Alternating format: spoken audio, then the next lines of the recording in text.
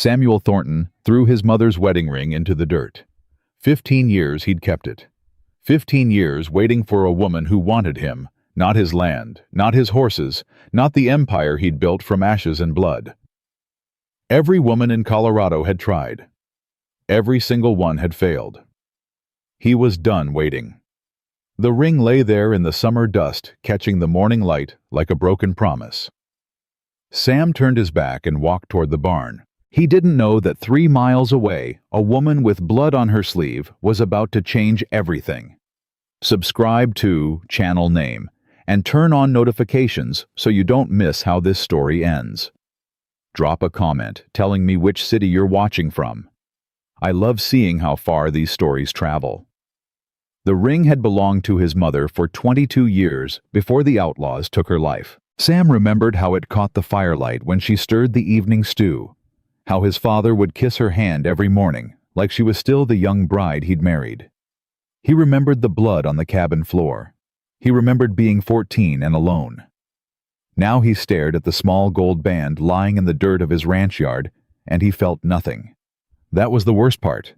He should feel something, grief maybe, or hope, something other than this hollow emptiness that had lived in his chest for so long. He'd forgotten what fullness felt like. "You're gonna regret that." Sam didn't turn around. He knew his brother's voice like he knew his own heartbeat. "Stay out of it, Jake." Jacob Thornton walked up beside him, 28 years old, and still acting like he was 12. He bent down and picked up the ring, brushing off the dust with his thumb. "Ma would tan your hide if she saw you treating her ring like trash." "Ma's dead." "Don't mean she ain't watching." Sam finally looked at his younger brother. Jake had their mother's easy smile, their father's broad shoulders. He'd inherited the charm that had skipped right over Sam, the ability to walk into a room and make everyone feel like old friends. Sam had inherited the silence, the walls, the stubborn refusal to let anyone close enough to hurt him again. "Give it back," Sam said. Jake closed his fist around the ring. "Nope. I'm holding on to this until you come to your senses." "My senses are fine." "Your senses are broken, brother. Have been for 15 years. Jake tucked the ring into his vest pocket. "What happened this time? Let me guess. The banker's daughter." Sam's jaw tightened. "She asked how many acres the ranch covered. First question out of her mouth." So maybe she was curious. She was calculating. There's a difference. Sam turned toward the barn. "I've got horses to train. Some of us work for a living." "Some of us don't hide from living," Jake called after him. Sam didn't respond. He'd learned long ago that his brother's words were like summer storms, loud and flashy, but they passed quick enough if you just waited them out. Inside the barn, the familiar smell of hay and horse sweat wrapped around him like an old blanket. This he understood. Animals didn't lie.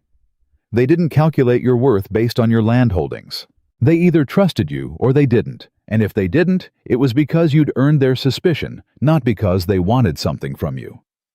His prize stallion, a black Morgan named Midnight, nickered softly as Sam approached his stall. "At least you're honest about what you want," Sam murmured, pulling an apple from his pocket. "Food and freedom. Simple." The horse took the apple with velvet lips, and Sam allowed himself a rare smile. This was enough. It had to be enough. The ranch, the horses, the work that kept his hands busy and his mind quiet. He didn't need a wife, didn't need children, didn't need anyone looking at him with expectations he couldn't meet. He'd tried that once, nearly destroyed him. "Mr. Thornton." Sam turned to find his foreman standing in the barn door, hat in hand. Miguel Reyes had worked the ranch for 8 years, ever since Sam had found him half dead from fever on the road to Denver. He was the closest thing Sam had to a friend, which meant they rarely spoke about anything other than horses and weather. "What is it?" "There's been an accident on the North Road. Stagecoach overturned at Miller's Crossing." Sam frowned. "Anyone hurt?" "Don't know yet. Sheriff's asking for men to help clear the road. Thought you'd want to know since you're heading to town for supplies anyway." Sam nodded slowly. He didn't particularly want to go to town. Town meant people and people meant questions about why he wasn't married yet, when he was going to settle down, whether he'd heard about the new school teacher from St. Louis, who was just lovely and would make someone a wonderful wife. But duty was duty. A man didn't turn his back on folks in need, even if those folks would spend the next month gossiping about him. "Saddle up my horse," he said. "I'll head out now." The ride to Miller's Crossing took half an hour at a steady pace. Sam could have pushed faster, but there was no point in exhausting his horse for what was probably nothing more than a broken axle and some scattered luggage. The summer heat pressed down on him like a wool blanket, and he tugged his hat lower to shade his eyes from the midday glare. He heard the commotion before he saw it. Men shouting, horses, whinnying, the creak and groan of wood being moved. When he crested the hill overlooking the crossing, he pulled his horse to a stop. The stagecoach lay on its side like a wounded animal, one wheel still spinning lazily in the air. 3 men were working to right it, while the driver sat on a rock, holding a bloody cloth to his head. A woman in a blue dress stood apart from the group, arguing with a man Sam recognized as Deputy Wilson. "I told you I don't need a doctor," she was saying as Sam rode closer. "I need my trunk. There are medical supplies inside that—" "Ma'am, you're bleeding," the deputy interrupted. "You need to sit down and—" "I'm a doctor's daughter. I know when I'm bleeding, and I know this is nothing more than a scratch." Her voice was steady, but Sam caught the slight tremor beneath the words. "What I also know is that the driver has a possible concussion, and that man over there," she pointed to one of the workers, "is favoring his left leg in a way that suggests a sprained ankle at minimum. So instead of arguing with me about whether I need to sit down, perhaps you could help me retrieve my supplies so I can actually be useful." Deputy Wilson's face reddened. "Now see here, Miss. It's Mrs. Actually, it's—" She stopped, pressed her lips together. "Never mind what it is. The point remains." Sam dismounted without consciously deciding to do so. Something about the woman had caught his attention, though he couldn't say what. She wasn't beautiful in the conventional sense. Her dark hair had come loose from its pins, hanging in sweaty tangles around a face that was too angular to be pretty, with a nose that was slightly too long and a mouth that was slightly too wide. But there was something in the way she held herself spine straight and chin lifted that made it impossible to look away. She was terrified. He could see it now that he was closer. The slight shake in her hands, the way her eyes kept darting to the road behind her, the tension in her shoulders that had nothing to do with the accident. She was terrified, and she was hiding it behind a wall of competence and sharp words. Sam understood walls. He'd built enough of his own. "The lady asked for her trunk," he heard himself say. "Where is it?" Deputy Wilson turned, relief and irritation warring on his face. "Mr. Thornton, didn't see you ride up." "Clearly. The trunk?" "We haven't had time to sort through the luggage yet. The coach—" "I'll find it myself." Sam turned to the woman. "What's it look like?" She blinked at him, momentarily thrown off balance by his directness. Up close, her eyes were the color of honey in sunlight, and there was a bruise forming on her left cheekbone that made something in Sam's chest tighten with an emotion he refused to name. "Brown leather," she said after a moment. "Brass fittings. My father's initials on the lid. H.W." Sam nodded and walked toward the overturned coach without another word. The other men had managed to right it partially, creating enough space to access the luggage compartment. He found the trunk she'd described wedged behind a hatbox and a carpet bag, and he hauled it out with more care than he usually afforded anyone's belongings. When he carried it back to her, she was already kneeling beside the driver, examining his head wound with gentle, competent fingers. "It's not as bad as it looks," she was telling him. "Head wounds bleed heavily. You'll have a headache for a few days, but you'll live." She looked up as Sam set the trunk beside her. "Thank you." "You're welcome." She opened the trunk, and Sam caught a glimpse of neatly organized medical supplies. Bandages, bottles of various liquids, instruments he didn't recognize. She worked quickly, cleaning the driver's wound and wrapping it with practiced efficiency. "You really are a doctor's daughter," Sam said. "Was." She didn't look up from her work. "He died 6 months ago." "I'm sorry." So am I. She moved to the man with the injured ankle next, and Sam found himself following her like a lost dog. He told himself it was because he wanted to make sure she didn't collapse. That cut on her arm was still bleeding, soaking through her sleeve in a way that concerned him, but the truth was something more uncomfortable. He couldn't stop watching her. The way she spoke to the injured man, firm but kind. The way her hands moved with sure confidence, despite the tremor he'd noticed earlier. The way she didn't ask for help, didn't expect it, just did what needed to be done. When she finally finished, she sat back on her heels and pressed a hand to her forehead. The movement made her wince, and for the first time Sam saw the exhaustion beneath the competence. "Your turn," he said. She looked up at him. "Excuse me. Your arm, let me see it." "It's fine. It's still bleeding." "I'm aware." "Then you're aware you need to let someone look at it." "I can look at it myself." "With what your other arm's too short to reach." She stared at him for a long moment, and Sam saw something flicker in those honey-colored eyes. Suspicion, maybe, or calculation. The same look he'd seen in 100 women who saw him as a means to an end. But no, that wasn't quite right. This was different. This was the look of someone who'd been burned and wasn't eager to touch fire again. He understood that look too. "I'm not going to hurt you," he said quietly. "I'm not going to expect anything in return. I'm just offering to help because you need it, and I'm here." She let out a breath that might have been a laugh if it had any humor in it. "You don't even know my name." "Don't need to know your name to see you're bleeding." Another long pause. Then slowly she extended her arm. The cut was deeper than he'd expected, running along her forearm in a jagged line that would definitely scar. He cleaned it with water from his canteen and bandaged it with supplies from her own trunk, working as gently as he knew how. "Margaret," she said quietly. He looked up. "What?" "My name, Margaret Hayes. Most people call me Maggie." "Sam Thornton." "I know who you are." He frowned. "How?" "The deputy called you Mr. Thornton, and you don't look like anyone's deputy. That means you're someone important enough to be recognized by title alone."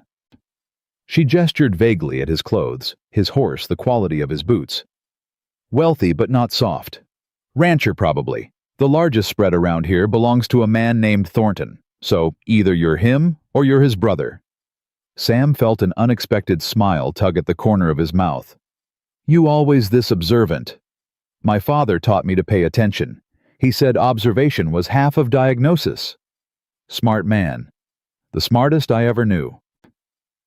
Sam finished tying off the bandage and released her arm. Their eyes met, and for a moment neither of them spoke. "Where are you headed?" Sam asked. "Silver Ridge. I was hoping to find work." "What kind of work?" "Any kind." She stood brushing dust from her skirt with her uninjured hand. "I can cook, clean, keep books. I have medical training, though no official credentials. I'm not afraid of hard labor." "What you are is desperate." She flinched as if he'd slapped her. "I prefer determined." Desperate people make dangerous decisions. And judgmental people make poor first impressions. Sam blinked. He couldn't remember the last time someone had snapped back at him like that. Most people either tiptoed around him because of his wealth or avoided him entirely because of his reputation for coldness. This woman did neither. She stood before him, battered and bleeding and alone, and she met his eyes without flinching.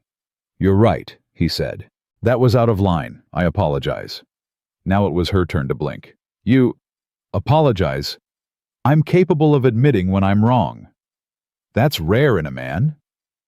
"So I've been told." Deputy Wilson approached, interrupting whatever might have come next. "Miss Hayes, the stage will be delayed at least until tomorrow. We need to get the wheel repaired. There's a boarding house in town where you can stay." "I don't have money for a boarding house." Sam spoke before he could stop himself. "I'll cover it." Maggie's eyes snapped to his face. "No. It's not charity. Consider it payment for services rendered. You helped my men today." "They're not your men." "One of them is. Miguel there with the ankle. He works my ranch. You patched him up. That's worth a night's lodging. I don't accept payment for medical care. Then accept it as a loan. Pay me back when you find work. She studied him with those sharp honey eyes, and Sam knew she was trying to find the angle, the catch, the hidden expectation that would reveal his true motives. She wouldn't find one, because there wasn't one. He didn't know why he was helping her. He didn't help people. He kept to himself, minded his own business, and avoided entanglements of any kind. But something about Margaret Hayes had gotten under his skin in a way he couldn't explain and didn't particularly want to examine. Fine, she said finally. A loan. I'll pay you back with interest. No interest. Interest or nothing. You're the most stubborn woman I've ever met. Good. Then we understand each other. She turned and walked toward the salvaged luggage, leaving Sam standing there like a fool. Jake would laugh himself sick if he could see this. The great Samuel Thornton, brought up short by a woman with a bleeding arm and a tongue sharp enough to cut glass. He should walk away. He should get on his horse ride into town, buy his supplies, and forget he ever met her. In a week, she'd find work or move on or do whatever desperate women did, and he'd never see her again. That would be the smart thing to do. That would be the safe thing. Sam watched Maggie Hayes struggle to lift her trunk with one good arm, watched her refuse help from two men who offered, watched her finally accept assistance only when it became clear she couldn't manage alone. And he knew with a certainty that settled into his bones like winter cold that walking away wasn't an option anymore. The boarding house in Silver Ridge was run by a widow named Ruth Pemberton. She was 58 years old, sharp as a tack, and had a reputation for asking no questions as long as you paid your bill and didn't cause trouble. Sam led Maggie there himself, ignoring the curious looks from townspeople who had never seen him escort a woman anywhere. 2 weeks, he told Ruth, pressing money into her hand. Room and board, and don't let her pay you back, she'll try. Ruth's eyebrows rose nearly to her hairline. Samuel Thornton playing benefactor? Never thought I'd see the day. Don't make more of it than it is. Wouldn't dream of it. Maggie had already disappeared upstairs with her trunk, refusing help carrying it despite the obvious strain on her injured arm. Sam stood in Ruth's parlor, feeling foolish and exposed, and entirely uncertain why he'd come this far, instead of just giving directions and riding away. She's running from something, Ruth said quietly. Sam looked at her. How do you know? Been running a boarding house for 20 years. You learn to recognize the signs.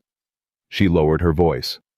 Saw a man asking about a woman matching her description in Holbrook last week.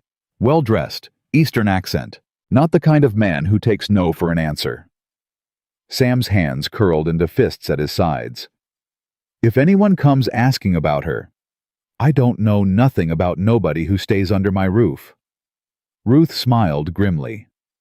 That's my policy, and I ain't about to change it for some fancy man from back east. Sam nodded slowly. He should leave now. Go back to his ranch, his horses, his carefully constructed solitude. Whatever trouble Maggie Hayes was running from it wasn't his problem, but he thought about the fear in her eyes. The way she'd flinched when he called her desperate. The tremor in her hands that she'd hidden so well. If she needs work, he heard himself say, send her to the ranch. I've got horses that could use someone with medical training. Ruth's smile widened. Samuel Thornton, you old fool. Don't start. Wouldn't dream of it. But your mama's looking down right now, and I'll bet you anything she's laughing. Sam left without responding because there was nothing to say. His mother probably was laughing. She'd always said his stubbornness would be his downfall. He just hadn't expected it to feel quite so much like salvation. 3 days later, Maggie Hayes arrived at the Thornton Ranch. She came in a borrowed wagon, her single trunk in the back, and a letter from Ruth Pemberton in her hand. The letter said she was a hard worker who didn't complain and didn't pry, which was about the highest recommendation Ruth ever gave anyone. Sam met her in the yard, telling himself the flutter in his chest was just surprise. Mrs. Pemberton said you might have work, Maggie said without preamble, for someone with medical training. Might. Is that a yes or a no? It's a might. Depends. On what? On whether you can actually do what you claim. Anyone can say they have medical training. Proving it's another matter. Her chin lifted. Show me a sick animal and I'll prove it. Sam almost smiled. Almost. This way. He led her to the barn, to a stall in the back where his second-best mare lay on fresh straw, breathing shallowly. The local veterinarian had come out twice and declared there was nothing to be done. The horse would either recover on her own, or she wouldn't. Sam had been sleeping in the barn for 3 nights, unwilling to let her die alone. Maggie knelt beside the mare without hesitation, running her hands along the animal's sides, checking her eyes, her mouth, her hooves. Her movements were sure and competent, just as they'd been at the accident site. When did she stop eating? She asked. 4 days ago. And the veterinarian said what exactly? That it was some kind of infection, that there was nothing he could do. Maggie made a sound that might have been contempt. Did he check her teeth? Her teeth. Horses can develop abscesses in their teeth just like humans. If untreated, the infection can spread and cause... She trailed off her fingers, probing the mare's jaw. The horse flinched. There, feel that swelling. Sam crouched beside her, and she guided his hand to a spot beneath the mare's jaw that was hot and hard to the touch. He felt like a fool for missing it. Can you fix it? He asked. I can try. I'll need to lance the abscess and drain it. It'll be messy and the horse won't like it, but if I'm right, she should start improving within a day or 2. And if you're wrong... She met his eyes. Then she's no worse off than she was before. Sam held her gaze for a long moment. There it was again, that directness, that refusal to make promises she couldn't keep. Every other person who'd offered to help with the mare had guaranteed results. Maggie Hayes guaranteed only effort. It was the most honest thing anyone had said to him in years. Do it, he said. The next hour was exactly as messy as she'd promised. The mare screamed and thrashed, and it took 3 men to hold her still while Maggie worked. Blood and pus, and worse things, flowed from the incision. But Maggie never flinched, never hesitated, never stopped talking, in that low, steady voice that seemed to calm both the animal and the men holding her. When it was over, she sat back on her heels, covered in things Sam didn't want to think about, and let out a long breath. Now we wait, she said. How long? 24 hours. If she starts eating again, we're on the right track. Sam nodded slowly. He looked at this woman, exhausted, filthy, kneeling in a barn next to a horse that might still die, and he felt something crack open in his chest. You're hired, he said. Maggie looked up at him. Just like that.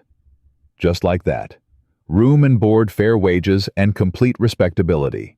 You'll have your own quarters. My brother and the ranch hands will treat you with respect, or they'll answer to me. And if the mare dies, then you tried. That's more than anyone else did. She was quiet for the long moment. Then slowly she stood. There's something you should know before I accept. Sam felt the familiar tension creep back into his shoulders. Here it came. The catch. The revelation. The reason she was too good to be true. I'm being followed, she said quietly. By a man who believes he owns me. He's dangerous and he's wealthy, and he will eventually find me here. If you take me in, you're taking on that trouble too. Sam waited for the fear to come.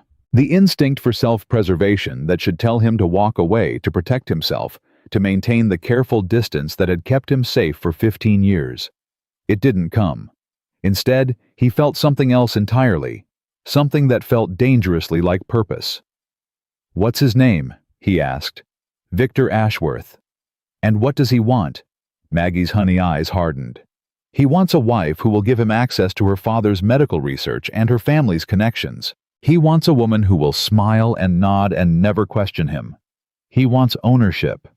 She paused. He doesn't want me. He wants what I represent. Sam understood that. God help him, he understood it perfectly. "Welcome to the Thornton Ranch, Miss Hayes," he said. "Let him come." The words hung in the summer air between them, heavy with promise and danger, and something neither of them was ready to name. 24 hours later, the mare ate her first meal in almost a week, and Sam Thornton, who had spent 15 years building walls around his heart, felt the first stone begin to crumble.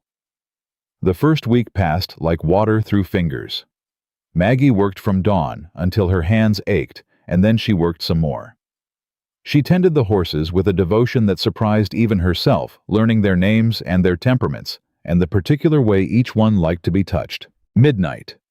Sam's prize stallion had taken to her, immediately pressing his velvet nose against her palm whenever she passed his stall. The mare she'd saved, Bella, the hands called her, followed Maggie around the barn like a lovesick puppy. "Never seen anything like it," Miguel said one morning, watching Bella trail Maggie to the water trough. "That horse wouldn't let anyone near her for 2 years after Mr. Thornton bought her. Now look at her." Maggie smiled and said nothing. She understood Bella in a way she couldn't explain. They were both creatures who had learned to fear human hands, and they were both slowly, painfully learning to trust again. Sam watched her. She felt his eyes on her constantly, though he rarely spoke more than necessary. He would appear in the barn doorway while she worked, arms crossed, face unreadable. He would pass her at meals and nod just once before retreating to his study. He would ride out at dawn and return at dusk, always alone, always silent. She didn't know what to make of him. The other men on the ranch were easy enough to understand. Miguel was kind and quiet, still grateful for the way she'd tended his ankle. The younger hands were curious but respectful, keeping their distance as Sam had clearly instructed. Even Ruth Pemberton, who visited twice to check on her, was straightforward in her opinions and expectations. But Sam Thornton was a locked door, and Maggie couldn't find the key. "He wasn't always like this," Jake told her one afternoon. Maggie looked up from the bridle she was mending. Sam's younger brother had made a habit of appearing whenever Sam wasn't around, full of easy smiles and easier conversation. She didn't entirely trust him, but she didn't distrust him either. He was too open to be dangerous. "Like what?" she asked. "Closed off. Cold." Jake leaned against the fence, squinting into the summer sun. "When we were kids, Sam was the one who laughed loudest, the one who made friends with everyone. Ma used to say he had enough love in his heart for the whole territory." "What changed?" Jake's smile faded. "Our parents died. And then—" He stopped, shook his head. "It ain't my story to tell, but there was a woman about 5 years after." Sam thought she was different, thought she saw him for who he really was. Maggie's hand stilled on the leather. "What happened?" "She was engaged to a man back east the whole time. Rich fellow. She was just playing with Sam, seeing if she could make the stone-hearted bachelor fall for her." Jake's voice hardened. "When he found out, something in him just died. He hasn't let anyone close since." Maggie absorbed this information in silence. She thought about the way Sam had looked at her that first day, measuring her for hidden motives. She thought about the careful distance he maintained, never touching her, rarely speaking to her, but always watching. He was waiting for her to reveal herself as a fraud, just like the woman before her. "Why are you telling me this?" she asked. Jake grinned, and for a moment, he looked exactly like the charming rogue the townspeople probably thought he was. "Because I've seen the way he looks at you when you're not watching, and I've seen the way you look at him." He pushed off the fence. "Someone's got to break through those walls of his. Might as well be someone who understands what it's like to build them." He walked away before she could respond. That night, Maggie couldn't sleep. She lay in her small room off the kitchen, staring at the ceiling and listening to the sounds of the ranch settling into darkness. Somewhere outside, a horse nickered softly. The wind rustled through the grass. A coyote howled in the distance.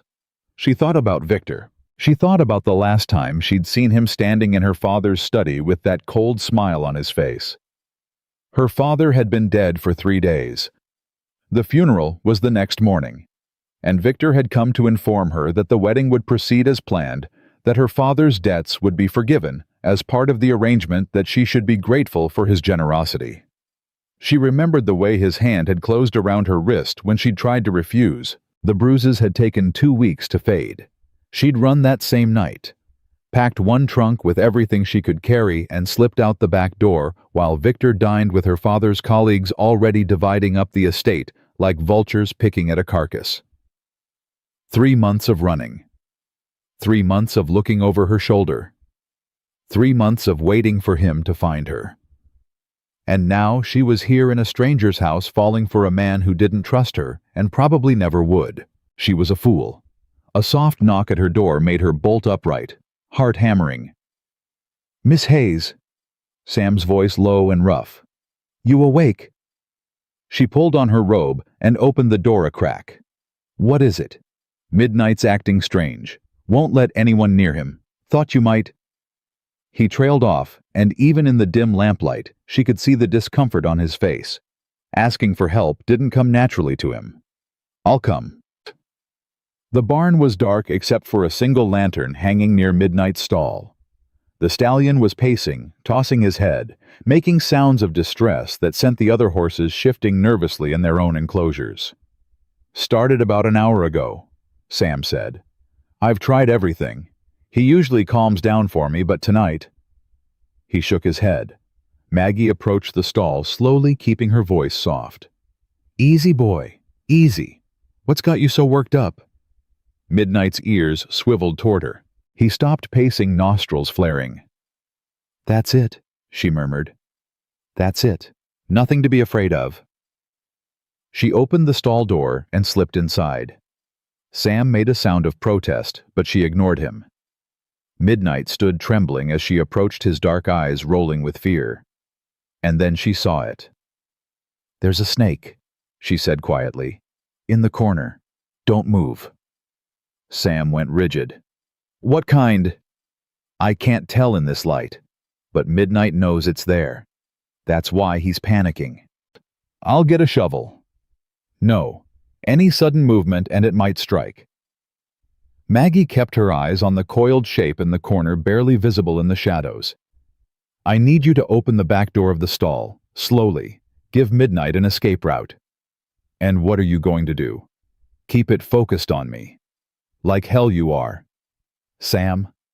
She turned her head just enough to meet his eyes. "Trust me." The word hung between them, heavy with meaning neither of them acknowledged. Sam moved to the back of the stall. The door creaked as he eased it open. Midnight's ears pricked toward the sound. "Go on, boy," Maggie whispered. "Go on. Get out of here." The stallion hesitated for one agonizing moment. Then he bolted through the open door and into the paddock beyond. The snake moved. Maggie threw herself backward, hitting the stall wall hard enough to knock the breath from her lungs. The snake struck at empty air where she'd been standing, and before it could coil for another attack, Sam was there with a pitchfork, pinning it to the ground. "Rattler," he said grimly. "Big one." Maggie slid down the wall until she was sitting in the hay, her legs suddenly unable to support her. Her hands were shaking. Her whole body was shaking. Sam killed the snake with a single efficient motion, then dropped the pitchfork and crossed to where she sat. "Are you hurt?" She shook her head, not trusting her voice. "Maggie." His hand closed around her arm, gentle but firm. "Look at me." She looked up. His face was closer than she'd expected, close enough to see the fear that still lingered in his gray eyes. Fear for her. "I'm fine," she managed. "Just give me a minute." "Take all the time you need." He didn't let go of her arm.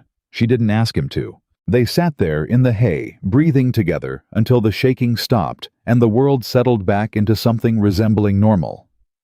"Thank you," Sam said finally. "For what?" "Almost getting myself killed." "For saving my horse." Again. A ghost of a smile crossed his face. "You're making a habit of it." "Someone has to." He helped her to her feet, and for a moment they stood face to face in the dim lantern light. Maggie became acutely aware of how little she was wearing, just her nightgown and robe, her hair loose around her shoulders. She should feel vulnerable, exposed. Instead, she felt safe. You should get some sleep, Sam said, his voice rougher than before. So should you. I will. I just need to check on Midnight first. Make sure he's settled. She nodded and turned to go. She was halfway to the barn door when his voice stopped her. Maggie. She looked back. Thank you for trusting me, he said. In the stall, when you asked me to open the door, you trusted me to do it right. You did. I know. But you didn't know I would. You trusted me anyway. He paused. I'm not used to that. Neither am I, she thought. But she didn't say it. She just nodded and walked back to the house, feeling his eyes on her the whole way. The next morning, everything changed.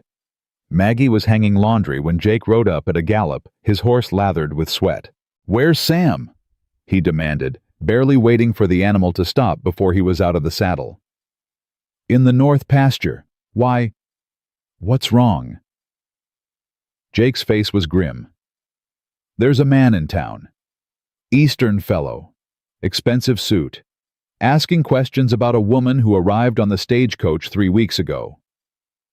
The world tilted sideways. He found me, Maggie whispered. Not yet. Ruth sent him off with some story about a woman matching your description heading to Denver. But he's not stupid. He'll figure out the truth soon enough. Jake grabbed her shoulders. Maggie, who is this man? What does he want? She couldn't answer. Her throat had closed up her chest tight with a fear she'd been running from for 3 months. Maggie. His name is Victor Ashworth, she heard herself say. He's the man I was supposed to marry. The man I ran from. Why did you run? The question unlocked something inside her. The words came pouring out, the engagement arranged by her father before his death. Victor's true nature revealed only after the documents were signed, the bruises hidden beneath long sleeves and high collars, the night she'd fled with nothing but a trunk full of medical supplies and her father's research notes. He doesn't want me, she finished, her voice hollow. He wants my father's research. My father was working on something, a new treatment, a new technique. Victor invested heavily in it. Without me, without the notes, he loses everything. Jake's grip on her shoulders tightened. Does Sam know? He knows someone is following me. He doesn't know the details. He needs to know. I can't. Maggie. Jake's voice was firm. My brother has spent 15 years building walls around himself because he doesn't trust anyone. You're the first person he's let anywhere close since... He stopped, shook his head. If you don't tell him the truth, all of it, he's going to find out some other way. And then those walls will go back up so fast, you'll never get through them again. She knew he was right. She'd known it from the beginning. But the thought of seeing Sam's face when he learned the full extent of her troubles, the danger she'd brought to his doorstep... I'll leave, she said. Tonight, before Victor can trace me here. And go where run forever. Jake released her shoulders. Is that really what you want? No, God, no. She wanted to stay. She wanted this ranch, this life, this chance at something real.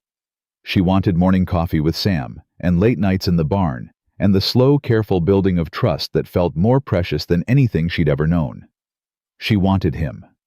The realization hit her like a physical blow. I'll tell him, she said. Tonight. But Jake, if he asks me to leave after... He won't. How do you know? Jake's smile was sad and knowing. Because I haven't seen my brother look at anyone the way he looks at you in 15 years. And if there's one thing Sam Thornton doesn't do, it's give up on something he wants. That evening, Maggie waited on the porch. She heard Sam's horse before she saw him, the steady rhythm of hooves on packed earth. He appeared out of the gathering dusk like a ghost, tired and dust-covered, and more handsome than any man had a right to be. Maggie? He dismounted, frowning. What are you doing out here? Waiting for you. Is something wrong with the horses? No, the horses are fine. She stood, wrapping her arms around herself, even though the evening was warm. I need to tell you something. Something I should have told you from the beginning. Sam's expression went carefully blank. She recognized that look. It was the same one he'd worn the day they met when he was measuring her for hidden motives. "Go on," he said. So she told him. Everything this time. The engagement, the abuse, the research, the money. Victor's connections to powerful men in Washington. The lawyers who would back his claim if he ever found her. The certainty that he would never stop looking, not because he loved her, but because she represented an investment he refused to lose. Sam listened without interrupting. His face revealed nothing, but she saw his hands curl into fists at his sides. She saw the muscle jumping in his jaw. When she finished, the silence stretched between them like a living thing. "Say something," she whispered. "What do you want me to say?" "I don't know. That you're angry. That you want me to leave. That you wish you'd never." "I'm not angry at you." She blinked. "You're not." "I'm angry at him." Sam's voice was low and dangerous, nothing like the careful neutrality he usually maintained. "I'm angry at a man who would put his hands on a woman, who would treat her like property, who would chase her across a country because she had the courage to refuse him." "Sam, I'm angry," he continued, "that you felt you couldn't tell me this from the start, that you thought I would blame you for running from a man who hurt you. I thought you would send me away." "Why?" "Because that's what everyone does." The words came out broken, sharp-edged with years of disappointment. "My father's colleagues, my friends, everyone who knew what Victor was, what he did. They all looked the other way because he was wealthy and connected, and I was just a woman with no power and no protection." Sam stepped closer, close enough that she could see the storm in his gray eyes, the barely contained fury that wasn't directed at her. "Do I look like the kind of man who looks the other way?" "No." "Then stop expecting me to." He reached up, and for one heart-stopping moment, Maggie thought he was going to touch her face. Instead, his hand stopped just short, hovering in the air between them like a question. "I spent 15 years believing that everyone who got close to me wanted something," he said quietly. "My land, my money, my horses. I convinced myself it was safer to be alone than to risk being used again. I understand." "No, you don't. Not yet."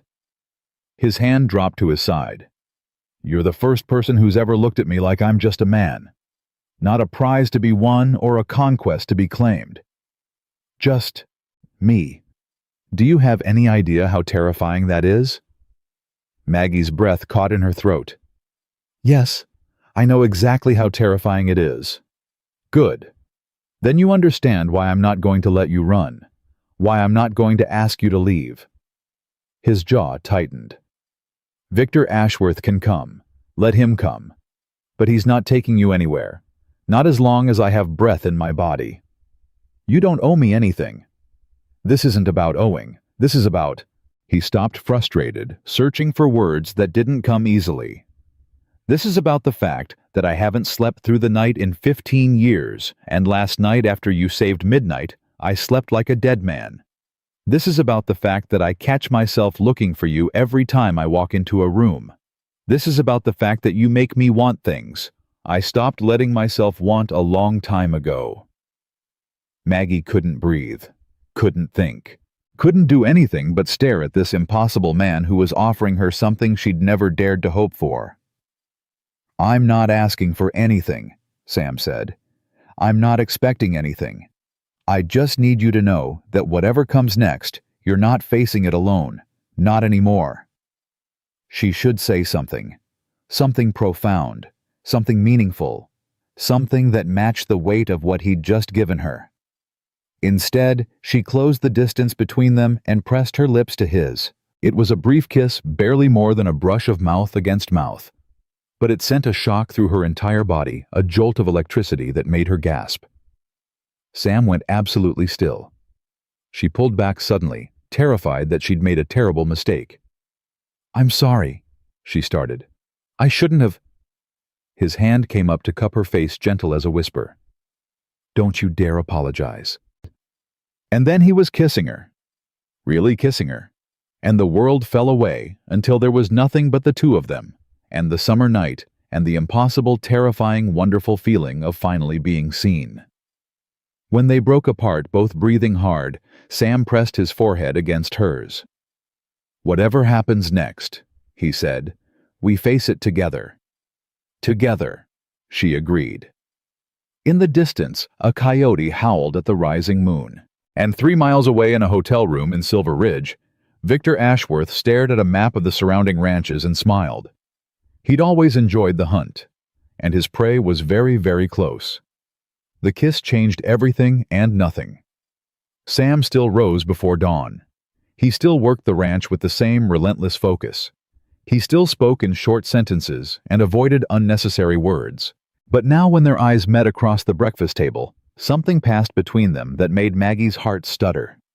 Now when he passed her in the barn, his hand would brush against hers, just for a second, barely noticeable, and the touch would linger on her skin for hours. They didn't speak about what had happened on the porch. They didn't need to. Some things existed beyond words. But the knowledge of Victor's presence in town hung over them like a storm cloud darkening even the brightest moments. "He's still at the hotel," Jake reported 3 days after the kiss. "Asking questions. Showing people a photograph." Maggie's blood ran cold. "A photograph?" "Your engagement portrait, from what I hear. The one that ran in the Boston papers." She remembered that portrait. Victor had insisted on it, wanted the whole world to see his prize. She'd smiled for the camera while his hand gripped her arm hard enough to leave bruises. "Has anyone told him where I am?" "Not yet. Ruth's been spreading stories about you heading to California. Most folks don't want to get involved with Eastern money and Eastern problems." Jake paused. "But someone will talk eventually. They always do." Sam had been silent throughout this exchange, his jaw tight and his eyes fixed on something only he could see. "Then we need to be ready," he said finally. "Ready for what?" Maggie asked. "For whatever he tries next." That afternoon, Sam did something he hadn't done in 15 years. He invited Maggie into his study. The room was smaller than she'd expected, lined with books and cluttered with papers. A large desk dominated one wall, and above it hung a portrait of a couple she immediately recognized as Sam's parents. They had the same gray eyes, the same strong jaw. "My father built this ranch from nothing," Sam said, following her gaze. "He came west with $10 and a dream, and by the time I was born, he owned more land than any man in the territory." "He must have been remarkable." "He was." Sam moved to the desk and pulled open a drawer. He also kept meticulous records. Every transaction, every contract, every legal document. "He taught me that a man's word might be his bond, but paper is what holds up in court." He withdrew a thick leather folder and set it on the desk. "What is this?" Maggie asked. "Insurance." Sam opened the folder to reveal a stack of documents. "Land deeds, cattle contracts, bank statements. Everything that proves my ownership of this ranch is legal and uncontested." He looked up at her. "Victor Ashworth is a businessman. He understands leverage. Right now he thinks you're alone and unprotected, a woman with no resources and no allies." "I am alone and unprotected. Not anymore." Sam pulled out a fresh sheet of paper. "I want to hire you, officially, as the ranch's veterinary specialist. A formal contract witnessed and filed with the county clerk." Maggie frowned. "Why?" "Because a contract makes you an employee with legal standing.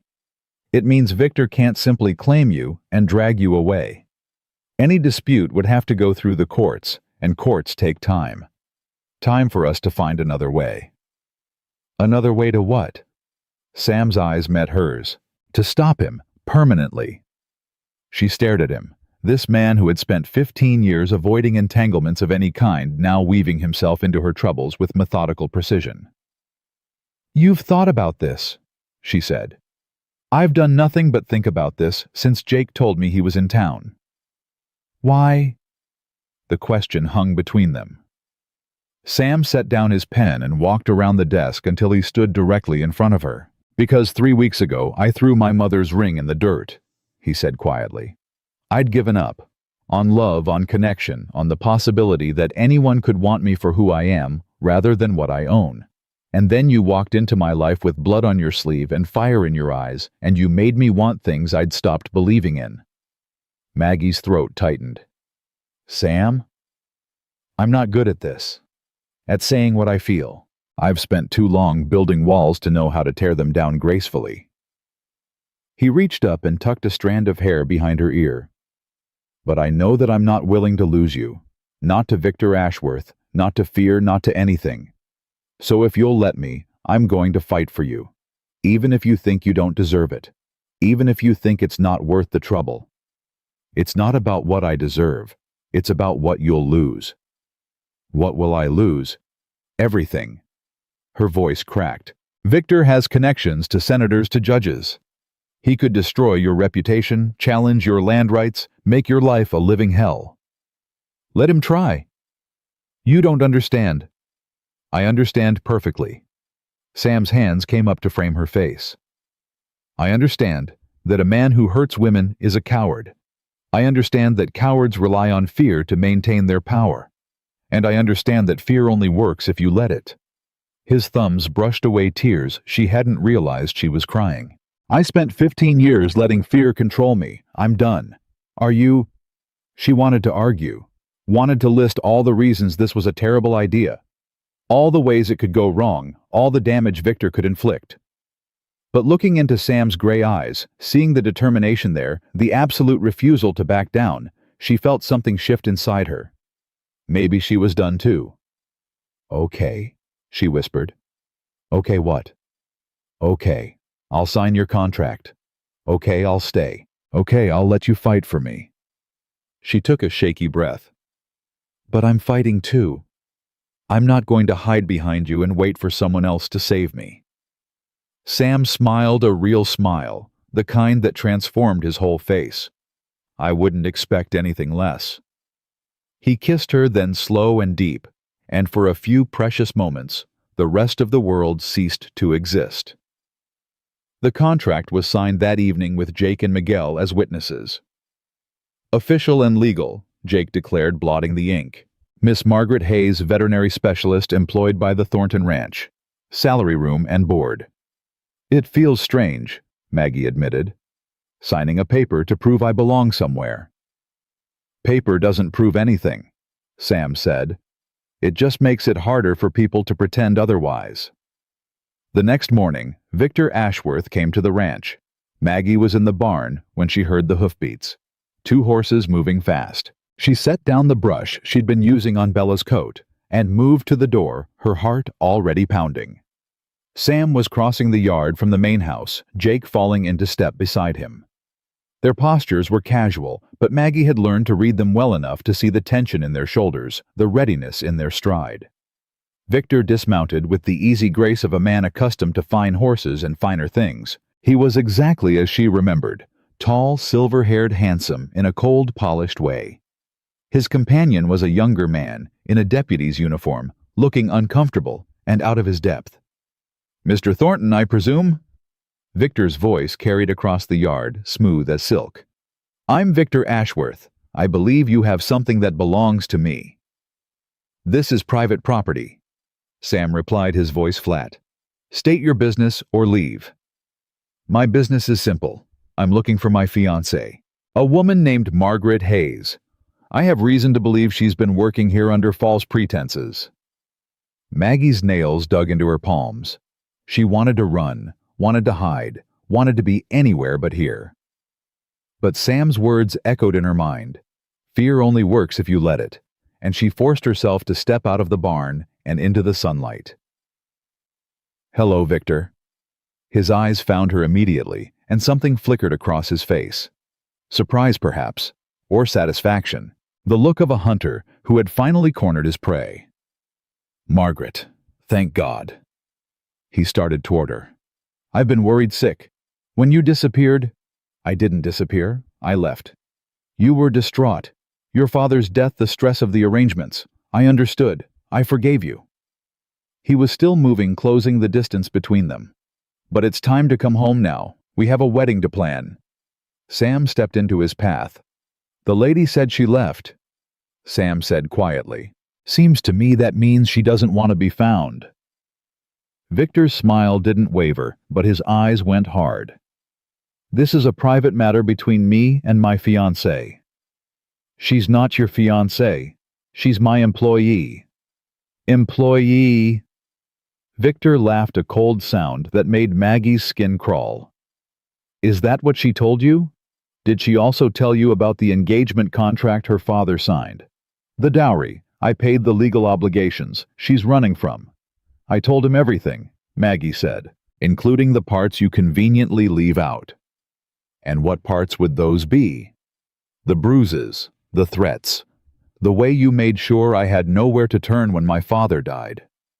Her voice shook, but she didn't look away. You don't want a wife, Victor.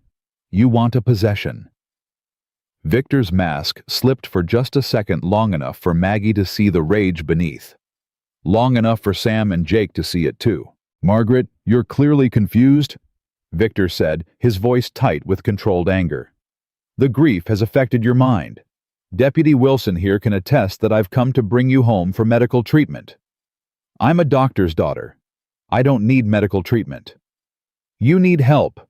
Professional help. Victor turned to the deputy. You see how she is paranoid delusional, making wild accusations against the man who loves her. Deputy Wilson shifted uncomfortably. Mr. Ashworth, maybe we should take her into protective custody, for her own good. No! Sam's voice cut through the air like a blade. You're not taking her anywhere. This isn't your concern, Mr. Thornton. She's my employee. That makes it my concern. An employment contract doesn't supersede an engagement contract. It does when the engagement was obtained through coercion and maintained through violence. Victor's eyes narrowed. Be careful. You're making accusations you can't prove. Am I? Sam reached into his pocket and withdrew a folded piece of paper. This is a letter from the physician who treated Margaret's injuries after your last disagreement. Dr. Thomas Grant. He documented everything. Bruises on her arms, her ribs, her throat. He was too afraid to report it while your father was alive, but he's willing to testify now. Maggie's breath caught. She hadn't known about any letter, hadn't known Dr. Grant had documented anything. Victor's face went pale beneath his tan. Where did you get that? Doesn't matter where I got it. What matters is where it'll end up if you don't turn around and ride out of here. You're bluffing. Try me. The silence stretched between them, thick with tension. Maggie watched Victor's face, watched him calculate odds and outcomes the way he calculated everything. Finally, he smiled. It was not a pleasant expression. Very well, Mr. Thornton. You've won this round, but let me be clear. He stepped closer to Sam, close enough that their faces were inches apart. That woman is mine. She was promised to me, and I always collect what I'm owed. This isn't over. It won't be over until I have what belongs to me. She doesn't belong to you. She doesn't belong to anyone. We'll see. Victor turned and mounted his horse. Enjoy your little victory while it lasts. I'll be back. And next time, I won't be so polite. He rode away without looking back, the deputy trailing behind him. Maggie's legs gave out. Sam caught her before she hit the ground, his arms strong and steady around her. She buried her face in his chest and let the tears come, great heaving sobs that shook her whole body. It's okay, Sam murmured into her hair. It's okay. He's gone. He'll come back. You heard him. He'll come back. Let him. Sam pulled back just enough to look into her eyes. I meant what I said, Maggie. I'm not letting him take you. Not today, not ever. The letter, she managed. How did you... Jake. Sam's mouth quirked. Turns out my little brother is better at investigation than I gave him credit for. He's been sending telegrams all week tracking down anyone who might have information about Ashworth's past. And Dr. Grant just sent a letter. Dr. Grant hated what Victor did to you. He hated himself for staying silent. When Jake contacted him, he jumped at the chance to help. Maggie laughed a wet, broken sound. I had no idea. You were too busy running to look back. But you've got people in your corner, Maggie, more than you know. She wanted to believe him. God, how she wanted to believe him. But she had seen Victor's face when he made his threat. She knew that look. It was the same look he'd worn the night she ran, the look that said he would rather destroy something than let it go. This wasn't over. It was only beginning. That night, Sam showed her the ring. They were sitting on the porch watching the stars emerge one by one in the velvet sky. The tension of the day's confrontation still hummed in the air. But there was something else too, a fragile sense of hope that hadn't existed before. "Jake gave this back to me," Sam said, pulling the small gold band from his pocket. "After you arrived, he said I'd need it eventually." Maggie stared at the ring, catching the lamplight from the window. "Your mother's ring." "My grandmother's, actually. My grandfather gave it to her when they were married back in Pennsylvania. She passed it down to my mother and my mother." He swallowed hard. "My mother was wearing it the day she died." "Sam, you don't have to." "I know I don't have to. I want to." He turned the ring over in his fingers. "After my parents died, I swore I'd never give this ring to anyone who didn't deserve it, who didn't see me for who I really am.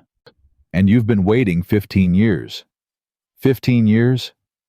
He looked at her, his gray eyes reflecting the starlight. "I think I was waiting for you." "Sam, I'm not proposing. Not yet. It's too soon, and you've got enough to deal with without me adding pressure."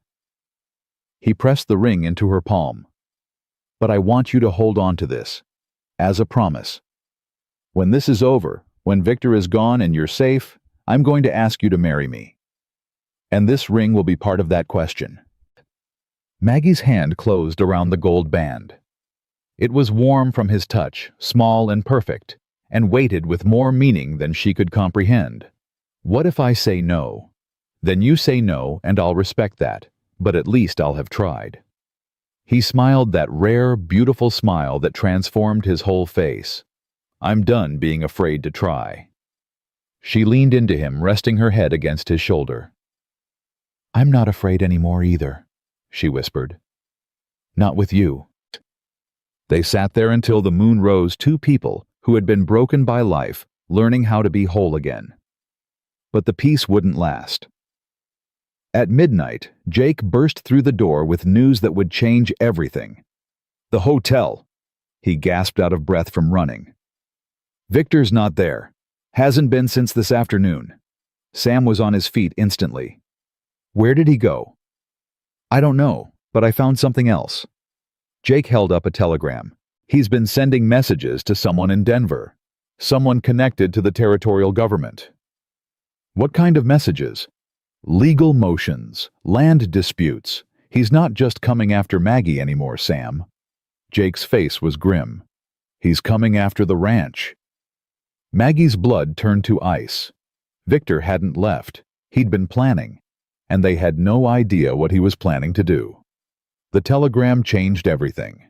Sam read it 3 times, his face growing darker with each pass.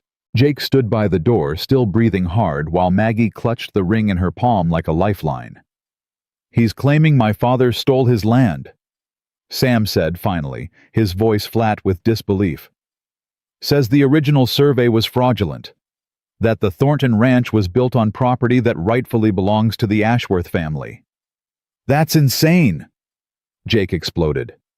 "Pa bought this land fair and square. We've got the deeds, the receipts, everything. Victor knows that. He's not trying to win in court."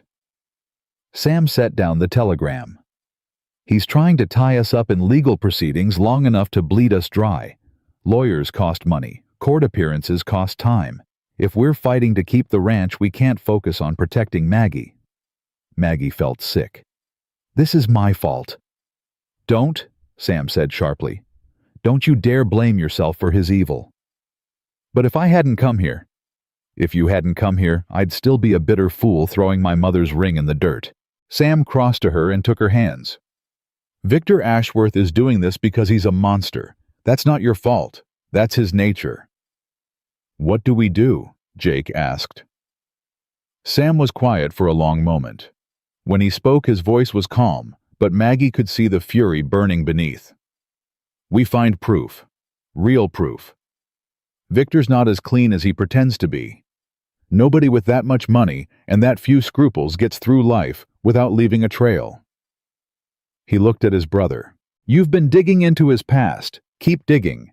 There has to be something. And, in the meantime, we prepare for war. The next 3 days were chaos. Sam hired a lawyer from Denver, a sharp-eyed woman named Catherine Price, who arrived on the afternoon stage with a trunk full of legal documents and a reputation for never losing a case. Victor Ashworth, she said, reviewing the papers Sam had gathered. I know that name. His father made a fortune in textile manufacturing. Legal mostly, but there were always rumors. What kind of rumors? Maggie asked. The kind that involve workers dying in unsafe conditions and families being paid to keep quiet. Catherine looked up. The son is supposedly worse. Smarter about hiding it, but worse. Can you prove any of that? Not yet, but I have contacts in Boston who owe me favors. If there's dirt on Victor Ashworth, I'll find it. Meanwhile, Jake disappeared for 2 days on what he called research. He returned dusty and exhausted, but with a gleam in his eye that made Maggie nervous. I found something, he announced, bursting into the kitchen where Sam and Maggie were having breakfast. Something big. What? Sam set down his coffee. Victor Ashworth isn't Victor Ashworth. The silence that followed was deafening. Explain, Sam said slowly. Jake dropped into a chair, grinning like a man who had just found gold. I tracked down a clerk who used to work for Victor's father. Old man retired to a cabin outside Holbrook. He told me that Victor's real name is Vincent Crane. Maggie's heart stopped. What? Vincent Crane, son of a factory foreman who died in a fire at the Ashworth textile mill. The original Victor Ashworth died of scarlet fever when he was 8 years old. Vincent's mother worked as a maid in the Ashworth household. When the real Victor died, old man Ashworth was so grief-stricken that he adopted Vincent and gave him his dead son's name. That doesn't make sense, Maggie said. Why would he do that? Because Vincent was already living in the house, had been for years. Jake's grin faded. The clerk thinks old man Ashworth was Vincent's real father, an affair with the maid that produced a son he couldn't publicly acknowledge. When his legitimate heir died, he saw an opportunity. Sam leaned back in his chair. So Victor Ashworth is actually an illegitimate child who inherited a fortune through deception. It gets better, or worse depending on how you look at it. Jake pulled a crumpled paper from his pocket. The real Victor Ashworth had a sister. She married and had children before she died 10 years ago. Those children would be the legitimate heirs to the Ashworth fortune if anyone could prove that their mother's brother died without a legal heir. And Vincent Victor knows this. He has to. It's the only explanation for why he's so desperate to maintain control. Jake looked at Maggie. Your father's research, the connections he made, the reputation he built. Victor needs all of that to solidify his position. Without it, without you, he's vulnerable. Maggie's mind raced. She thought about Victor's obsessive need for control, his fury, when she'd tried to leave his willingness to chase her across a continent. It had never been about love. It had barely even been about money. It had been about fear. He's afraid, she said slowly, afraid that someone will discover the truth. And that fear makes him dangerous, Sam said grimly. A cornered animal is the most deadly kind. Catherine Price was ecstatic when she heard the news. This is exactly what we needed, she said, pacing Sam's study with barely contained energy. If we can prove that Victor Ashworth is actually Vincent Crane, his entire legal standing collapses. The land claimed the engagement contract, everything becomes fraudulent. How do we prove it? Sam asked. We need documentation. Birth records, death records, anything that connects Vincent Crane to the Ashworth household. Catherine stopped pacing. The clerk Jake found would be a start, but his testimony alone won't be enough. We need paper. Paper that proves the real Victor Ashworth died and that Vincent Crane took his place. Where would that paper be? Boston. In the Ashworth family records or the city archives? Catherine frowned. But accessing those records will be difficult. Victor Vincent has powerful friends. If he suspects what we're looking for, he'll have everything sealed or destroyed. Then we don't let him suspect, Maggie said. Everyone turned to look at her. Victor thinks he's won, she continued. He thinks we're scrambling to defend against his land claim. He doesn't know we've discovered his secret. She took a deep breath. What if I go to him? Pretend I've changed my mind while he's distracted with me. Someone else can get to Boston and find the proof. Absolutely not, Sam said immediately. It makes sense. I said no. His voice was hard, his eyes blazing. You're not going anywhere near that man. Sam, listen to me. I've spent 3 weeks watching you heal, watching the fear slowly leave your eyes, watching you learn to trust again. He stepped closer, his voice dropping. I'm not sending you back to the man who broke you. I won't do it. Find another way. There might not be another way. Then we'll make one. The argument was interrupted by the sound of hoofbeats outside. Lots of hoofbeats. Jake moved to the window and went pale. Sam, you need to see this. They crowded around the window. Outside, a group of men on horseback had gathered in the yard. At their head sat Victor Ashworth, flanked by a man in a federal marshal's uniform. Samuel Thornton, the marshal called out. I have a warrant for the arrest of Margaret Hayes on charges of theft and fraud. Surrender her immediately. Maggie's knees buckled. Sam caught her arm, steadying her. What theft? He demanded through the window. What fraud? She stole valuable research materials from the Ashworth estate, research funded by Mr. Ashworth and legally his property. The marshal held up a document. I have sworn affidavits and a court order. This isn't a request, Mr. Thornton. It's a legal mandate. My father's research, Maggie whispered. The notes I took when I fled. Victor must have reported them as stolen. Did you take them? They were my father's work, his life's work. Victor had no right. She stopped, seeing the look on Sam's face. Yes, I took them, but they're not his property. They were never his property. Sam's jaw tightened. He turned back to the window. I need to see that warrant. Come out and I'll show you. I'm not walking into an ambush. Send the marshal alone with the document. Your men stay where they are. A tense pause. Then Victor nodded and the marshal dismounted. Sam met him at the door. The warrant was real. The charges were detailed. The court order was signed by a judge. Maggie recognized a man Victor had bragged about controlling years ago. This is a setup, Sam said quietly to the marshal. You have to know that. What I know is that I have a job to do. The marshal looked uncomfortable, but determined. The lady can fight the charges in court. That's her right. But I have to take her into custody. And if I refuse to let her go, then I arrest you for obstruction and my men take her anyway. The marshal's voice softened. Don't make this harder than it has to be, Mr. Thornton. She'll get a fair trial. With Victor Ashworth's judge. That's not a trial. That's a lynching. Maggie touched Sam's arm. It's okay. It's not okay. It has to be. She stepped past him, facing the marshal with her chin high. I'll go with you, peacefully. Maggie, no. Sam, if you fight them, they'll arrest you too. Then who will find the proof? Who will clear my name? She forced a smile. Trust me, like I trusted you in the barn with the snake. Remember. His face crumpled. For one agonizing moment she saw beneath the walls, saw the terrified boy who had lost his parents, the wounded man who had been betrayed by everyone he let close. She saw how much it cost him to let her go.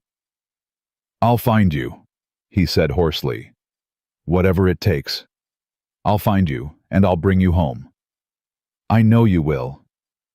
Victor was smiling as the marshal led her toward the horses. That cold, satisfied smile that haunted her nightmares. Hello again, Margaret, he said softly. I told you I always collect what I'm owed. She didn't respond, didn't give him the satisfaction. But as she mounted the horse they provided, she looked back at Sam standing on the porch of his ranch, his hands clenched at his sides, his face a mask of barely controlled rage. And she made a decision. She would not let Victor Ashworth destroy the man she loved. Whatever it took, whatever she had to sacrifice, she would end this, even if it meant ending herself. The jail in Silver Ridge was small and clean, which was more than Maggie had expected. The marshal, whose name she learned was Thomas Webb, seemed genuinely uncomfortable with the situation. "I don't like this any more than you do, miss," he said as he locked her cell. "But the law is the law." "The law can be bought," Maggie replied. "Victor Ashworth proved that." Marshal Webb didn't argue. He just looked tired. That night alone in her cell, Maggie allowed herself to cry. Not for herself, she'd made her peace with whatever was coming, but for Sam. For the hope she'd glimpsed in his eyes, the future they might have had. She cried for the ring still hidden in her pocket, warm against her thigh. The ring she couldn't bear to part with even now. She was still awake at midnight when she heard footsteps. "Maggie!" Her head snapped up. Jake stood on the other side of the bars, dressed in dark clothes, a ring of keys in his hand. "What are you doing here?" "Getting you out." He fumbled with the lock. "Sam's plan. He's waiting outside of town with horses." "Jake, if you do this, you'll be fugitives. Both of you. We'll be fugitives together." The lock clicked open. "Come on, we don't have much time." They slipped out the back of the jailhouse into the dark streets of Silver Ridge. Maggie's heart pounded so loud she was sure someone would hear it. "Where's Sam?" "Miller's Crossing. Same place you first met." Jake's hand closed around her wrist. "Stay close. Stay quiet." They made it 2 blocks before Victor stepped out of the shadows. "I wondered if you'd try something like this," he said conversationally. He wasn't alone. 4 men flanked him, all armed. "The marshal was very accommodating when I suggested additional security might be needed." Jake pushed Maggie behind him. "Let her go, Ashworth." "That's not my name." Victor's smile was razor sharp. "But I suppose you knew that already. Your brother's been busy. We know everything. Your real identity, your father's deception, the legitimate heirs you've been hiding from. It's over." "Is it?" Victor moved closer. "Tell me, Mr. Thornton, did you find any proof, any documentation, any evidence that would hold up in court?" Jake hesitated. "I thought not." Victor gestured to his men. "Take her. Kill him." "No," Maggie screamed. Everything happened at once. Jake drew his gun. Victor's men drew theirs. Shots exploded in the darkness, muzzle flashes lighting up the night like lightning. Jake fell. Maggie dropped to her knees beside him.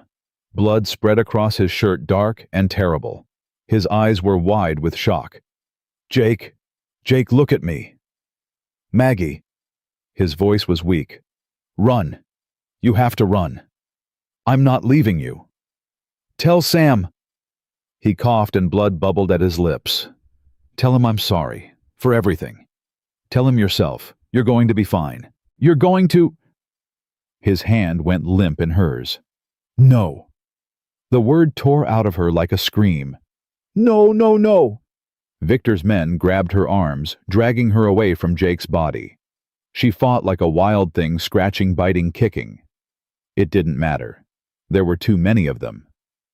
"Such drama," Victor said, watching her struggle. "Your father was the same way, passionate to the end." The words cut through her grief like a blade. "What did you say?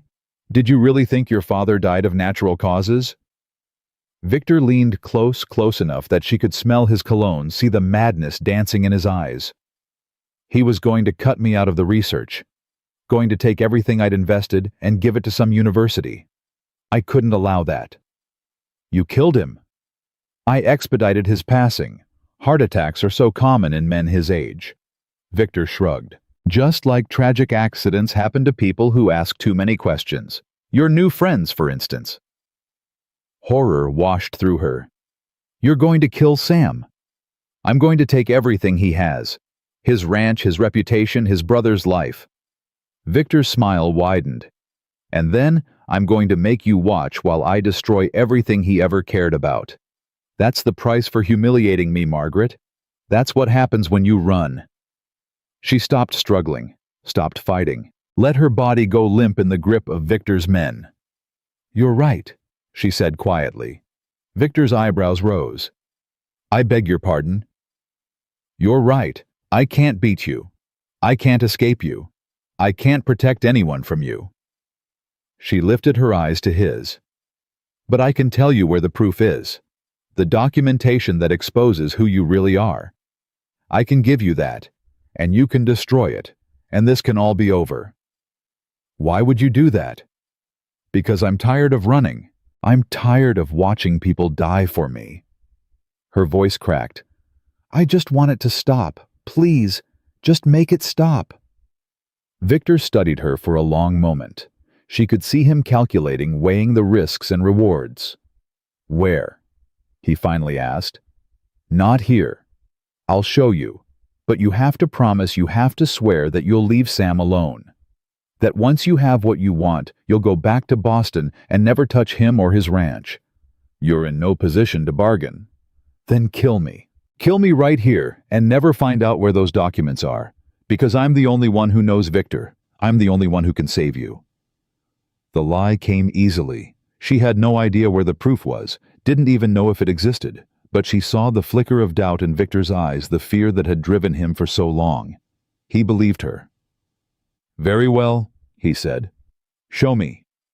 She led them into the darkness, away from Jake's body, away from any hope of rescue. But as they walked, she slipped her hand into her pocket and felt the cool metal of Sam's mother's ring. She had a plan. It was a terrible plan, and it would probably get her killed, but it was all she had. They stopped at an old mine shaft outside of town, abandoned for years and supposedly haunted by the ghosts of miners who died in a collapse. "It's in there," Maggie said, pointing to the entrance. "My father hid copies of his research in a safety box. He was paranoid about his work being stolen. He told me about this place before he died." Victor's eyes narrowed. "You expect me to believe he hid important documents in an abandoned mine. I expect you to believe he was dying and afraid, and desperate to protect his life's work from the man who was killing him." Maggie's voice was steady, despite the terror clawing at her chest. "You want the proof it's inside. Go get it yourself." "I'm not a fool. You first." "Fine." She walked into the darkness without hesitation. Victor followed, a lantern in one hand and a pistol in the other. His men stayed at the entrance, guarding against anyone who might follow. The tunnel stretched deep into the earth, the air growing cooler and mustier with each step. Maggie counted her paces, waiting for the right moment. "How much farther?" Victor demanded. "Not far." "This better not be a trick, Margaret." "It's not a trick. I'm giving you exactly what you want." She stopped at a junction where two tunnels branched off in different directions. Ancient support beams lined the walls, wooden and rotting, and barely holding back tons of rock. "Here," she said. "He hid it behind that beam." Victor moved past her, holding up his lantern to examine the beam she'd indicated. His back was to her. His attention was elsewhere. "Now." Maggie grabbed the lantern and threw it at the support beam with all her strength. The glass shattered. The oil spread. The old dry wood caught fire instantly. Victor spun around, his face twisted with rage. "What have you done?" "What my father couldn't." Maggie backed toward the tunnel entrance. "I'm ending this." The fire spread faster than she'd expected, racing up the support beam and igniting the ancient timbers around it. The tunnel groaned, a deep, ominous sound that vibrated through the earth. Victor lunged for her. She dodged, scrambling over rocks and debris. His hand caught her dress, tearing the fabric, but she wrenched free and kept running. Behind her, the ceiling began to collapse. She ran blindly through the darkness, stumbling and falling and picking herself up again. The roar of falling rock filled her ears, drowning out everything else.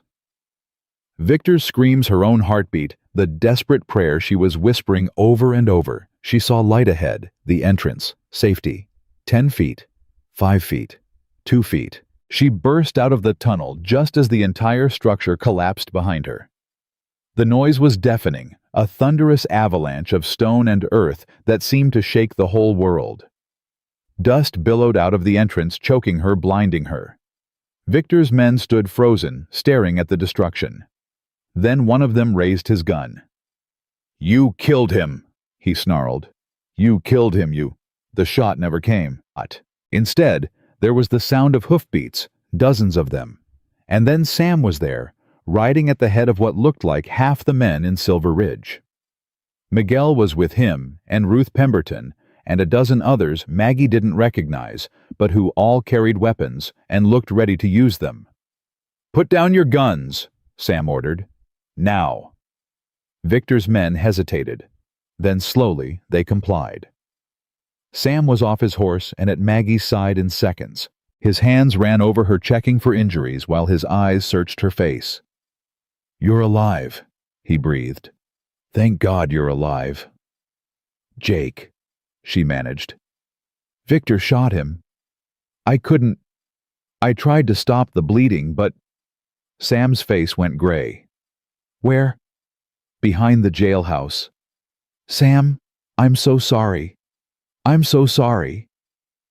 He pressed his forehead to hers, just for a moment. When he spoke, his voice was raw with grief and relief, and something that sounded almost like wonder. "You collapsed a mine on Victor Ashworth. I had to stop him. He killed my father. He was going to kill you. By bringing down a mountain on him. It was the only plan I had." Sam let out a sound that was half laugh, half sob.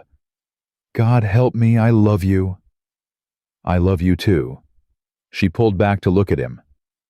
"But Jake, we have to go to Jake. He's alive." Maggie's heart stopped. "What?" "Ruth found him. The bullet missed anything vital.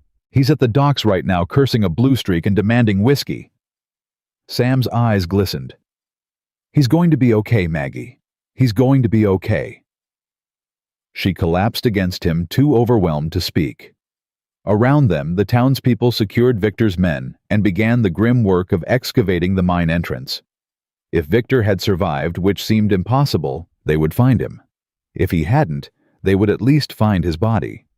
But Maggie didn't care about that anymore. She was safe. Sam was safe. Jake was alive. It was over. It was finally over. 3 days passed before they found Victor's body. The miners who volunteered for the excavation worked around the clock, pulling away rubble piece by piece. When they finally reached him, he was buried under 1,000 pounds of rock. His hand still clutching his pistol, his face frozen in an expression of disbelief. Maggie didn't go to see him. She didn't need to. The nightmare was over, but the healing was just beginning. Jake spent a week at Dr. Morrison's clinic complaining about the food and flirting with the nurse, until she threatened to sedate him permanently. The bullet had passed clean through his shoulder, missing bone and artery by less than an inch. "Luckiest fool in Colorado," the doctor declared. "Another half-inch and we'd be planning a funeral instead of removing stitches." "Luck had nothing to do with it," Jake said with his trademark grin. "I'm just too pretty to die." Sam sat by his brother's bedside every day, their usual bickering replaced by something quieter. Something that looked a lot like gratitude. "You almost died for her," Sam said one afternoon when Maggie was down the hall fetching water. "I almost died for you," Jake corrected. "You were ready to tear the world apart to save her. I just helped speed things along." "That's not..." "Sam." Jake reached out and gripped his brother's hand. "I've watched you lock yourself away for 15 years. I've watched you refuse every chance at happiness because you were too scared to risk getting hurt. And then this woman shows up covered in dust and blood and stubborn as a mule, and suddenly you're alive again." He smiled. "That's worth a bullet. Hell, that's worth 10 bullets." Sam was quiet for a long moment. When he spoke, his voice was rough. "I never said thank you for the ring, for believing in me when I'd stopped believing in myself. You're my brother. That's what brothers do." "I know, but still." "Thank you." Jake's grin softened into something real. "You're welcome. Now go propose to that woman before she comes to her senses and realizes she can do better." Catherine Price arrived from Denver with news that changed everything. She burst into Ruth's boarding house where Sam and Maggie were having dinner, her face flushed with triumph. "I found it," she announced. "The proof. Everything." She spread a stack of documents across the table. Birth certificates, death records, letters, financial statements. A paper trail that stretched back 40 years and exposed every lie Victor Ashworth, Vincent Crane, had ever told. The real Victor Ashworth died of scarlet fever at age 8, Catherine explained. His death certificate was filed in Boston, but mysteriously disappeared from the archives 10 years ago. I found a copy in a church record that the Ashworth family apparently didn't know existed. "And Vincent Crane?" Sam asked. "Born to a factory worker named Thomas Crane and a maid named Eleanor Crane, except Eleanor's maiden name was Ashworth. She was Old Man Ashworth's cousin, which means Vincent was legitimate Ashworth blood, just not through the proper channels." Catherine smiled grimly. When the real Victor died, the old man saw an opportunity to salvage his legacy. He adopted Vincent, changed his name, and raised him as his own son. The only people who knew the truth were the family servants, and most of them were paid off or threatened into silence. "What about the legitimate heirs?" Maggie asked. "The real Victor's sister's children." "That's where it gets interesting." Catherine pulled out another document. Victor's sister Elizabeth married a man named Robert Whitmore. They had 2 children before Elizabeth died. Those children, Samuel and Margaret Whitmore, would be the rightful heirs to the Ashworth fortune. Maggie's blood ran cold. "What did you say?" "Samuel and Margaret Whitmore. They're in their 30s now, living in—" "No." Maggie's hand trembled as she reached for the document. "The names. Samuel and Margaret." Catherine frowned. "Yes. Why?" Maggie stared at the paper, her heart pounding so hard she could feel it in her throat. Samuel Whitmore. Margaret Whitmore. The same names as her parents. "My mother's maiden name was Whitmore," she whispered. "Margaret Whitmore. She died when I was 3. The room went silent. "That's not possible," Sam said slowly. That would mean I'm one of the legitimate heirs." Maggie's voice shook. "Victor wasn't just trying to control my father's research. He was trying to eliminate a threat to his inheritance." Catherine's eyes widened. "Dear God, he knew. He must have known who you really were." He knew. The pieces fell into place with sickening clarity. That's why he insisted on the engagement. That's why he killed my father. If he married me, he could control the threat. If he eliminated my father, he removed the only person who might have connected the dots. "But your father never told you." "He was protecting me. He must have been protecting me." Tears spilled down Maggie's cheeks. All those years he knew who I was, who my mother really was, and he never said a word, because he knew what Victor would do if the truth came out. Sam pulled her into his arms, holding her while she processed the impossible revelation. Her entire life had been built on lies, not malicious ones, but lies nonetheless. Her father had loved her enough to keep her safe at the cost of her heritage, and Victor had loved nothing but power and money enough to destroy anyone who threatened them.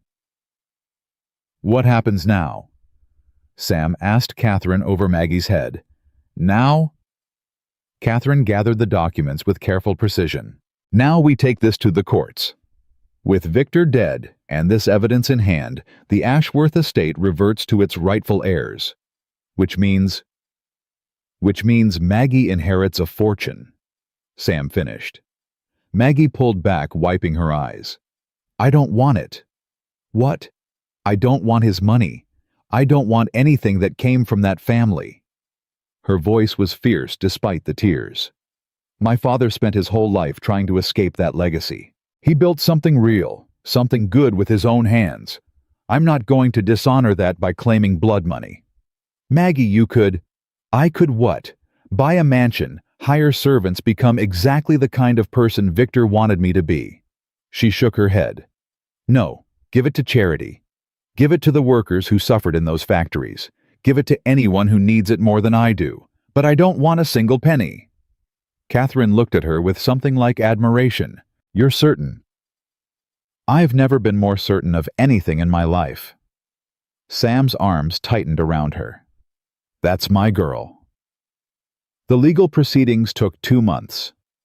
Catherine Price navigated the courts with surgical precision, presenting evidence that demolished every claim Victor had ever made.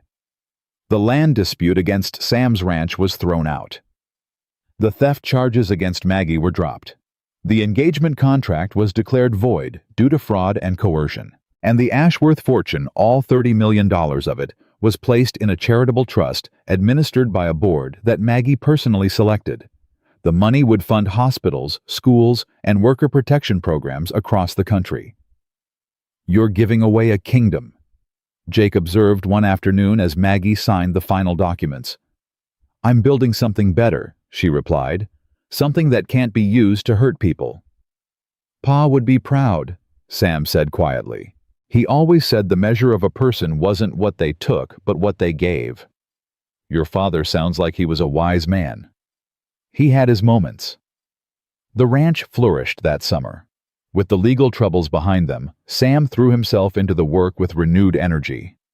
The horses bred strong and healthy. The cattle grew fat on the summer grass. The hands, now including Miguel, who had been promoted to assistant foreman, worked with a loyalty born of respect rather than obligation. And Maggie worked alongside them. She tended the sick animals and trained the skittish ones, and slowly, day by day, transformed the ranch's modest veterinary operation into something remarkable. Word spread through the territory about the woman doctor who could heal horses that other vets had given up on. Ranchers came from 3 counties to seek her expertise. "You're going to put Dr. Morrison out of business," Jake teased her one evening. "Dr. Morrison only treats humans. I only treat animals. We're not competing." "Yet. Give it time. The animals like you better than he does." She threw a dish rag at his head. Sam watched these exchanges with quiet contentment. The ranch house that had been so empty for so long now rang with laughter and arguments, and the particular chaos that came from people who genuinely cared about each other. He'd forgotten what that felt like. He'd forgotten a lot of things, he realized. How to hope, how to trust, how to let someone see the broken parts of him without fear of judgment. Maggie had given all of that back to him. Now it was time to give her something in return. He planned the proposal for weeks. Jake helped, which meant there was a lot of teasing and a lot of terrible suggestions. What if you spelled out "marry me" with the cattle no too dramatic, but also genuine insight when it mattered? Keep it simple, Jake advised. Maggie's not a woman who needs grand gestures. She needs to know you mean it. I mean it more than I've ever meant anything. Then show her that. The rest is just decoration. Sam chose a Sunday evening in late August, when the summer heat had finally begun to ease, and the first hints of autumn colored the edges of the world. He led Maggie to the spot where they'd first kissed the porch of the ranch house, with the sun setting over the mountains in the distance. "Sam, what is this about?" Maggie asked as he positioned her facing the view. "You've been acting strange all day." "Have I?" "You burned breakfast. You put your shirt on inside out. You called Miguel by Jake's name 3 times. Maybe I've just been distracted." "By what?" "By this." He dropped to one knee. Maggie's hand flew to her mouth. "Margaret Hayes!"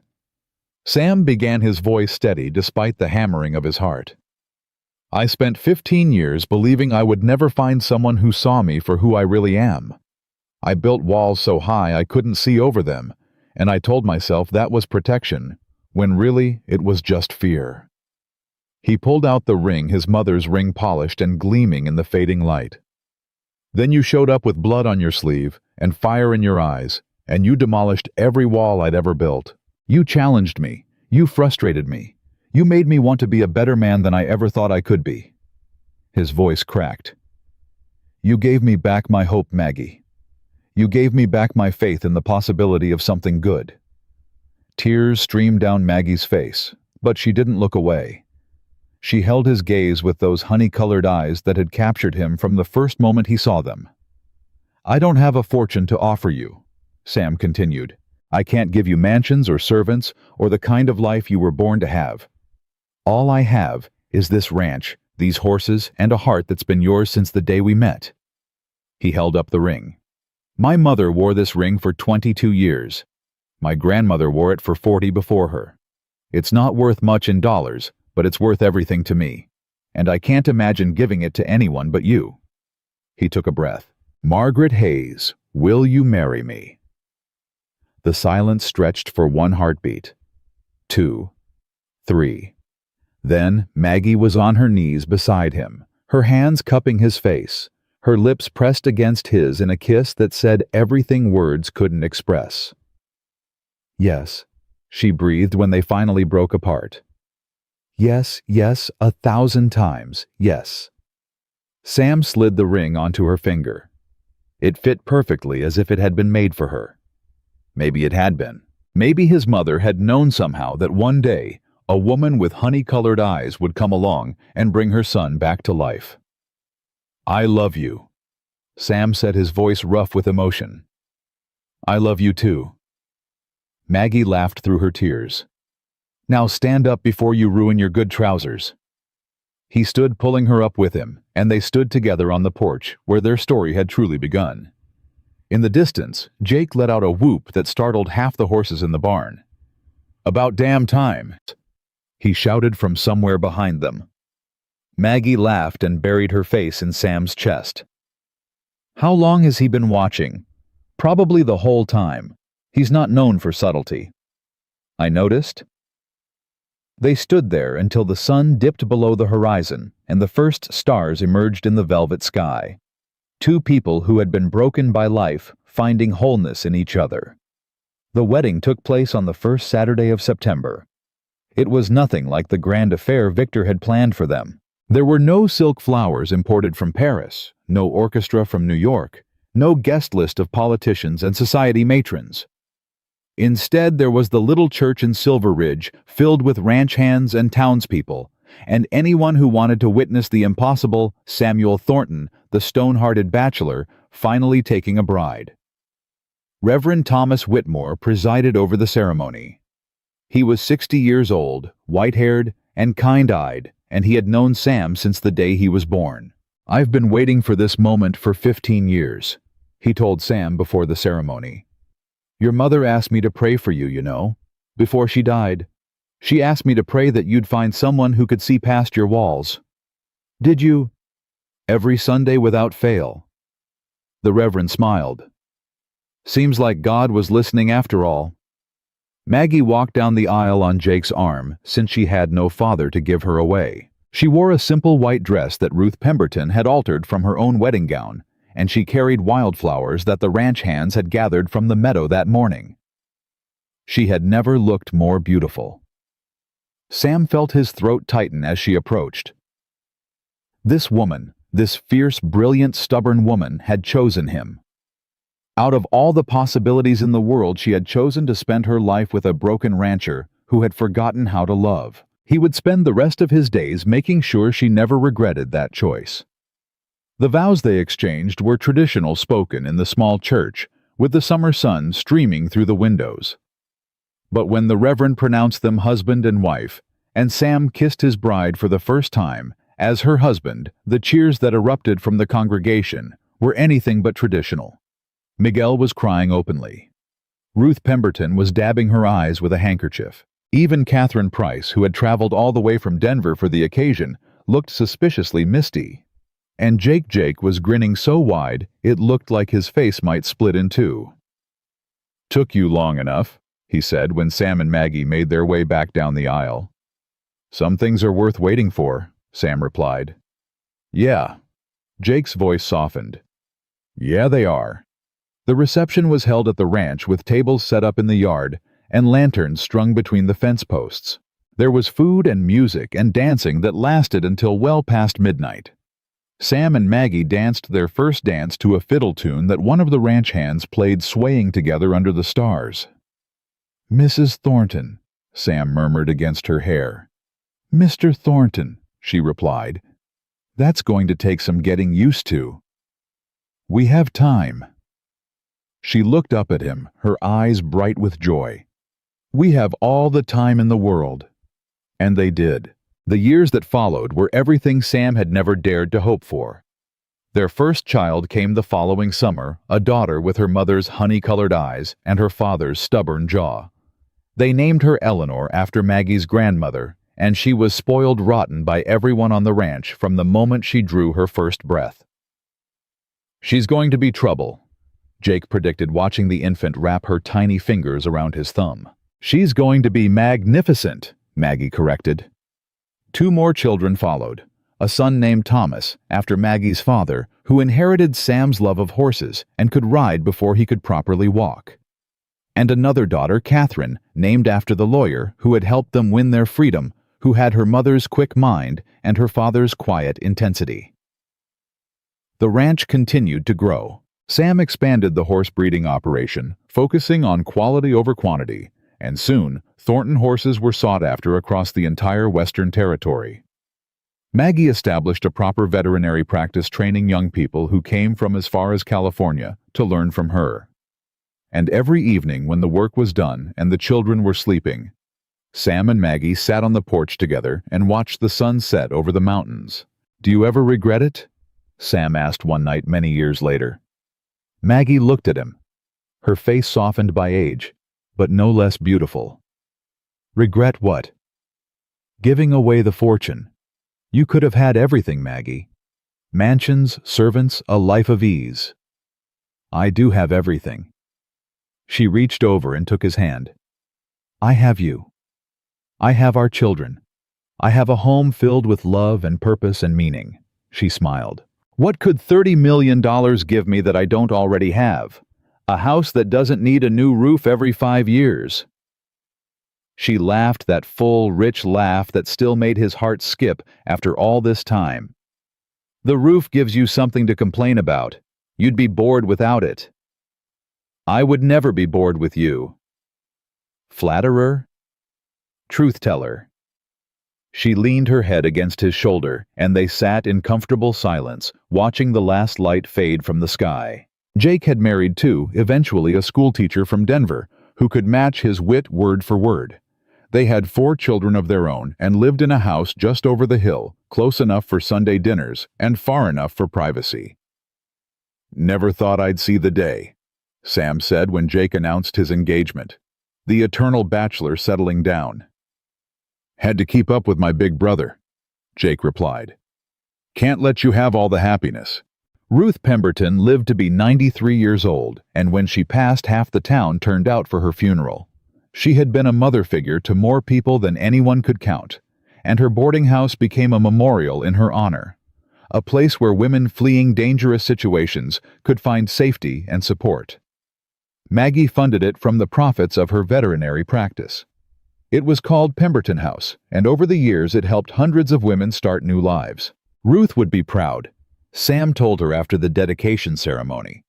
Ruth would say I'm being too sentimental and that there's work to be done, Maggie replied. That too. The children grew up strong and kind and brave. Eleanor married a lawyer from Boston and spent her life fighting for workers' rights, carrying on the legacy of the charitable trust her mother had established. Thomas took over the horse breeding operation when Sam finally admitted he was getting too old to manage it alone. Catherine became a doctor, a real doctor with credentials and everything, and opened a clinic in Silver Ridge that served anyone who needed care regardless of their ability to pay. They're all so much better than we were at their age, Sam observed one day watching his grandchildren play in the yard. They had better examples, Maggie said. They had you. I was just the grumpy rancher who came with the property. You were never grumpy. Stubborn maybe. Closed off definitely. But never grumpy. That's a generous interpretation? I'm a generous person. He pulled her close and kissed her forehead. Yes, you are. You always were. On the 50th anniversary of their wedding, the entire family gathered at the ranch. There were so many people now, children, grandchildren, great-grandchildren, friends and neighbors, and people who had become family through years of shared work and shared joy. Tables stretched across the yard, laden with food that had been prepared for days.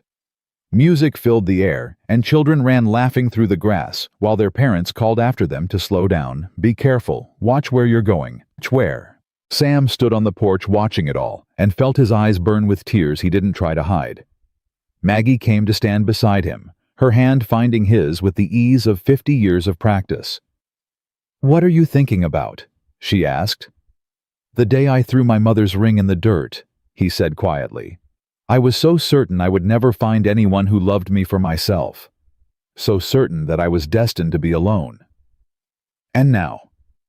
He looked at the chaos of people in his yard, at the children who bore his name and his blood, at the woman who had walked into his life with nothing but a trunk and a stubborn refusal to give up. "Now I know that the best things in life are the ones we never see coming." He turned to face her, taking both her hands in his. "You saved me, Maggie. Not just from loneliness or fear, but from myself. You showed me that it was possible to be seen and loved and accepted, walls and all. You gave me a family when I'd given up on ever having one." "You saved me too," she said softly. "You gave me a home when I had nowhere to go. You stood between me and every danger without ever asking for anything in return. You loved me when I didn't know how to let myself be loved. Seems like we saved each other." "Seems like we did." He kissed her, then slow and sweet, and somewhere behind them, their youngest great-grandchild squealed with delighted disgust. "Gross," the child announced. "Great-grandma and great-grandpa are being mushy again." "Get used to it, kid," Jake's voice called out.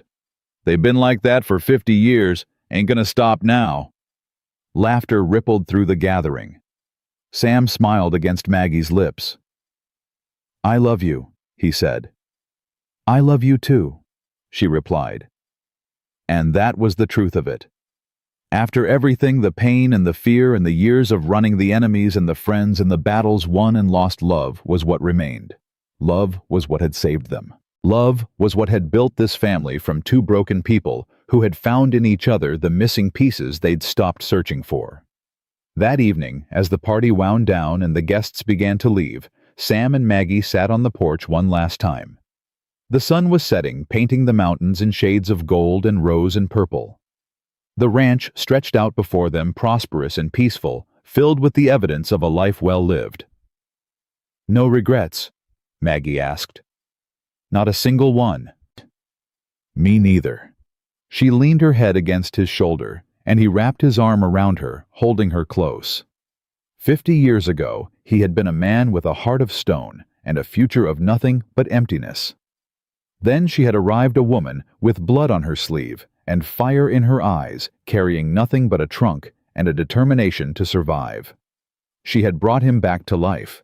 She had given him everything. And now, sitting on this porch in the golden light of sunset, surrounded by the family they had built together, Sam Thornton finally understood what his mother had known all those years ago. Some things are worth waiting for. Some people are worth fighting for. And love, real love, the kind that sees past walls and heals old wounds and builds something beautiful from broken pieces, love is always worth the risk. He had refused every woman in the country. He had waited without knowing he was waiting. And she had arrived exactly when she was meant to, carrying nothing but a trunk and a heart brave enough to love a man who had forgotten how to let himself be loved. This was their story. Not a story of grand gestures and sweeping romance, but of patience and healing, and two broken people who found in each other the missing pieces they had stopped searching for. It was in the end a love story. The best kind, the quiet kind, the kind that lasts.